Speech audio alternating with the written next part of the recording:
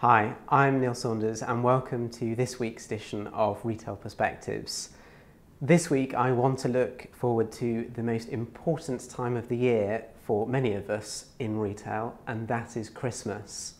Now, one of the interesting things about this Christmas is it looks to be the most optimistic one since the start of the recession. So if we look at our consumer confidence figures, this time last year on our own confidence index, we were entering Christmas with confidence standing at minus 20.9. Now that's obviously quite bleak. When we look at the numbers this year, confidence stands at minus 3.5. So actually there has been a marked improvement in the way consumers feel. And this has made retailers very, very hopeful about the prospects for this festive trading period. We're now tracking what consumers are doing week on week in the run-up to Christmas. And when you look at the data, actually, despite the greater optimism, the amount of shopping that has been done by this point is actually far behind where it was last year.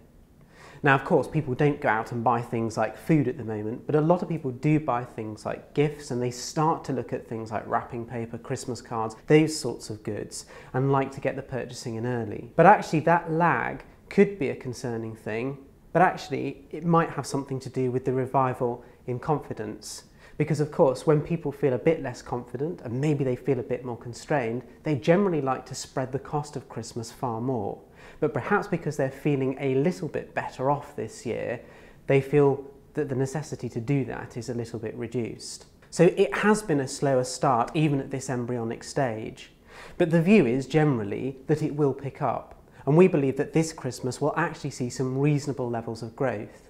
So in terms of volume, stripping out inflation, we expect expenditure over the Christmas period to grow by about 1.2% this year. Now that's much better than it has been at any time during the start of the downturn. But interestingly, it is removed from where we were before the recession. So if you look at the period 1993 to 2007, volume growth at Christmas across that period averaged about 3.8% each year. So we are going back to growth, but the growth is a little bit slower.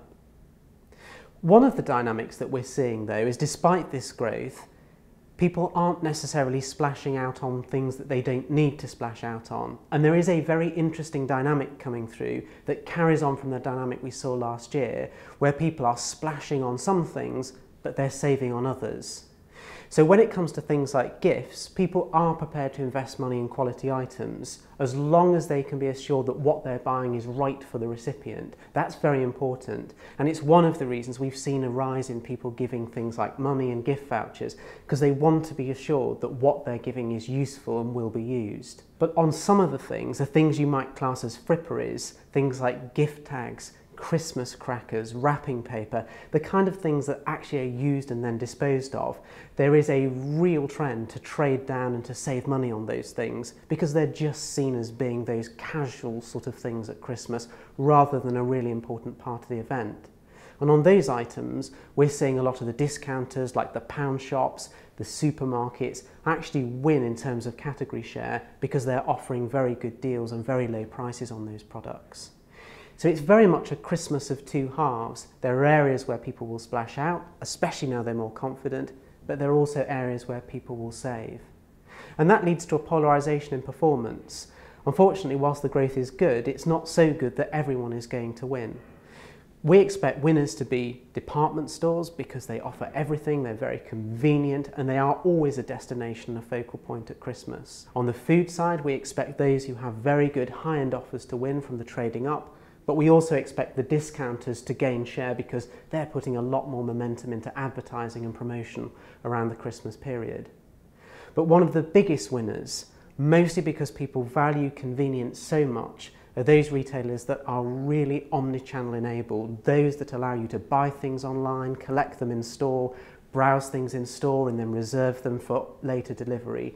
Those retailers that deliver that multi-channel, that omni-channel experience have won over the past 5 Christmases, and they will continue to win this Christmas because they're delivering on what the consumer wants.